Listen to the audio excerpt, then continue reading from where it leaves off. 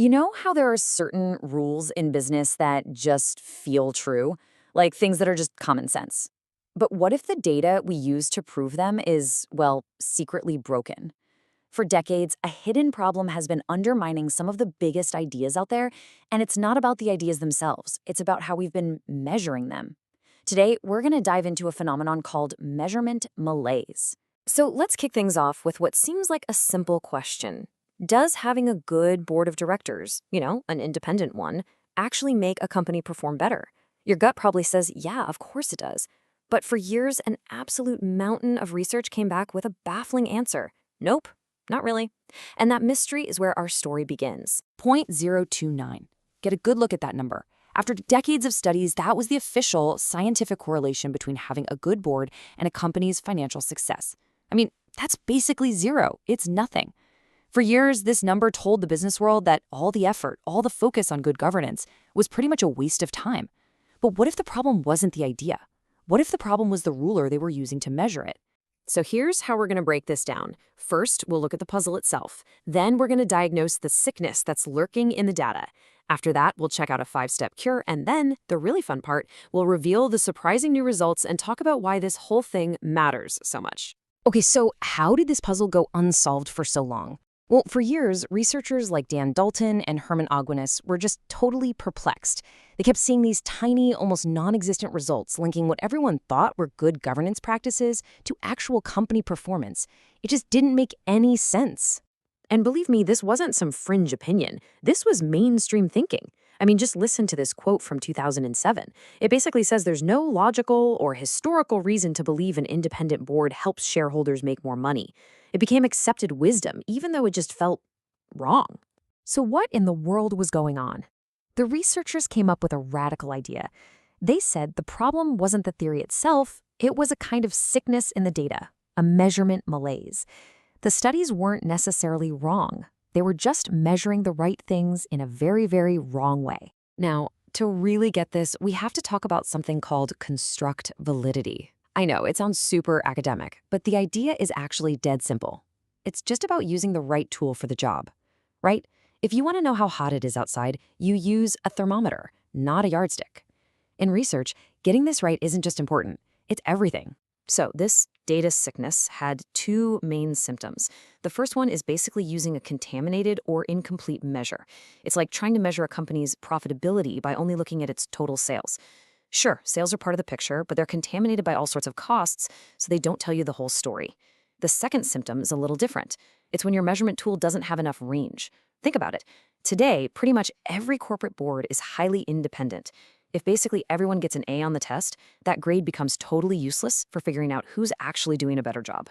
Okay, so if the data is sick, what's the cure? Well, Dalton and Aguinis didn't just point out the problem, they came up with a really clear 5-step prescription to fix it, a way to get to a much healthier and way more accurate conclusion. And their protocol is just brilliantly logical. First, you start with the old, weak result. That's your baseline. Then you have to be really tough and question everything. Are you truly measuring the right outcomes? Are you measuring the right causes? And then you try a better measurement. If that new measurement actually explains more of what's going on, then you can confidently say, okay, time to update what we thought we knew. And this, my friends, is where it gets really, really exciting. Because they didn't just dream this up as a theory. They actually put their prescription to the test on some of the biggest, most debated questions in corporate governance. They reran old studies, but this time they used smarter measurements. Let's start with case study number 1, CEO duality. This is the classic debate. Should the same person be both the CEO and the chairperson of the board? For a long time, the common wisdom has been that having one person with all that power is probably a bad thing for shareholders. The secret here was completely changing what they measured. Old studies used these broad, fuzzy accounting numbers, but the new approach went straight to the source. It measured shareholder disapproval directly by looking at the percentage of withhold votes for directors, which is a crystal clear signal that investors are not happy. And would you look at that? The impact is just incredible. The old correlation, which was practically zero, skyrockets to 0.19 with the new, smarter measurement. We're talking about a 20-fold increase in explanatory power just by shifting from a vague accounting number to what shareholders actually think. Okay, next up, let's circle back to that big question from the beginning, board independence. Does having more independent directors on your board actually help you, the shareholder? Remember, the old data said not really. And again, the fix was all about the measurement. Instead of those confusing accounting metrics, they used something called total shareholder return, or TSR. This is the bottom line for any investor. It's a change in stock price plus any dividends you get paid. It's what you actually put in your pocket. And check out these results. That old correlation that was hovering near zero, it jumped almost fourfold all the way to 0.133 as soon as they measured it against TSR. Suddenly, a meaningful relationship just appears out of thin air, just by using a better ruler. Okay, let's do one more. What about the idea that when executives own stock in their own company, their interests are aligned with regular shareholders? I mean, this is the whole foundation of modern executive pay. Once again, the old studies showed a really weak link. But when they measured it against total shareholder return over a 10-year period, the correlation jumped from a measly 0.05 to a much stronger 0.18.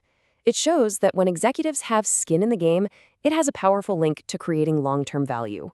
But wait a second. Is this just a magic trick to find whatever result you're looking for? That's a fair question, and it's what makes this next part so crucial.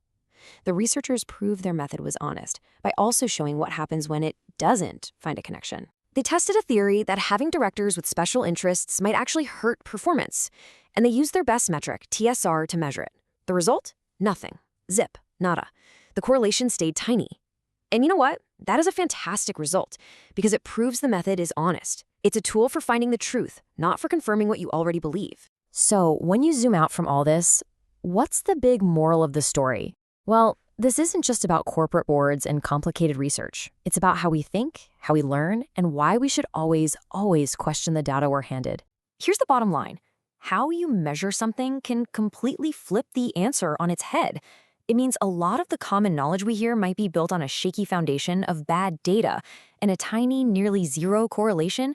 It doesn't always mean there's no connection. It might just mean you're using a broken ruler. It all boils down to one simple, powerful question you should always ask. Are we really measuring this the right way? And that's really the thought I want to leave you with.